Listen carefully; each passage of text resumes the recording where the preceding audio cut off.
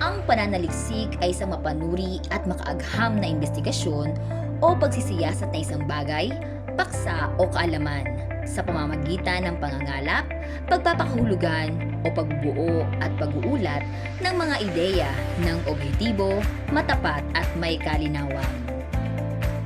Narito ang mga hakbang sa paggawa ng isang sistematikong pananaliksik.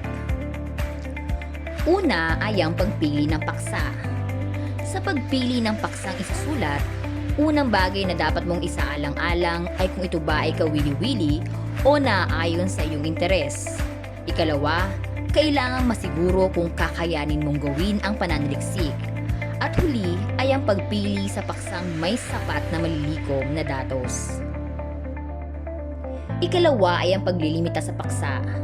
Mahalagang bigyang limitasyon ang paksang pipiliin upang hindi ito masyadong maging masaklaw at matapos sa tamang panahon. Sa paglilimita ng paksa, gawing batayan ang sakop ng panahon, sakop ng edad, sakop ng kasarian, sakop ng grupong kinabibilangan, sakop ng anyo o uri, at sakop ng perspektiba. Narito ang isang halimbawa. Ang paksa ay mga aksyong isinasagawa ng pamahalaan sa panahon ng pandemya.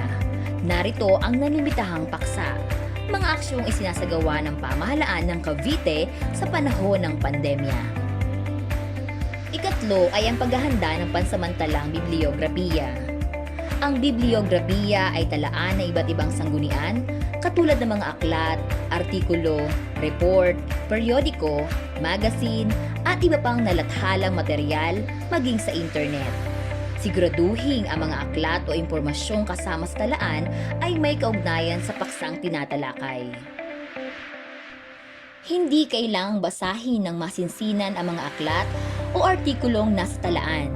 Subalit, mahalagang basahin ito ng pahapyaw upang matiyak ang kaugnayan nito sa paksa. Ito ang mga bagay na dapat isalang-alang sa paggawa ng pansamantalang bibliografiya. Pangalan ng autor, pamagat ng kanyang isinulat, impormasyon ukol sa pagkakalathala, mga naglimbag, lugar at taon ng pagkakalimbag, pamagat ng aklat, at ilang mahalagang tala ukol sa nilalaman. Ikaapat ay ang pagbuo ng pansamantalang balangkas.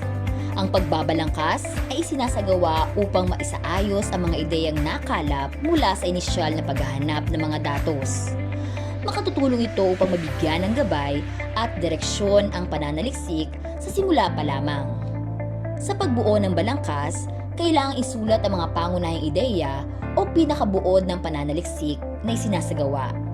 Isunod na ilista ang mga pantulong na ideya. Sumunod na tiyakin kung paano ilalahad ng maayos ang mga ideya, kung ito ba ay kronolohikal o ayon sa lugar, at saka isaayos ang format. Ikalima ay ang paghahanda ng ibinastong balangkas o final outline. Dito nasusuriing mabuti ang inihandang tentatibong balangkas upang matiyak kung may mga bagay pang kailangang baguhin o ayusin. Balansihin ang bawat bahagi kung nasusobrahan o nakukulangan ng detalye. Ika-anim ay ang pagsulat ng borador o rough draft. Mula sa iyong ibinastong balangkas at mga card ng tala, ay maaari ka nang magsimulang sumulat ng iyong borador. Ang sulating pananaliksik ay dapat magkaroon ng panimula na kababasahan ng mga ideyang matatagpuan sa kabuuan ng sulatin. Ang katawan na kababasahan ng pinalawig na balangkas at ang iyong konklusyon na nagsasaad ng buod ng mga natuklasan sa iyong pananaliksik. Ikapito ay ang pagrerebisa. Makatutulong ang muling pagbasa sa sinulat para mamataan ang mga kamaliang nagawa na kailangang maiwasto.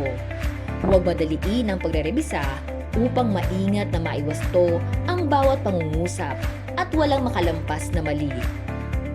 Dito, pag-ukulan ng pansin ang pagbabaybay, kaangkupan ng pagkakagamit ng salita, ang gamit ng mga bantas, at ang estruktura ng mga pangungusap.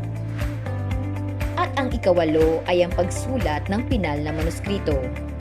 Manuskrito ang tawag sa pinal na sipi ng isang sistematikong pananaliksik. Ito ay dapat na nakaayon sa pamantayan o standard na ibinigay ng guro.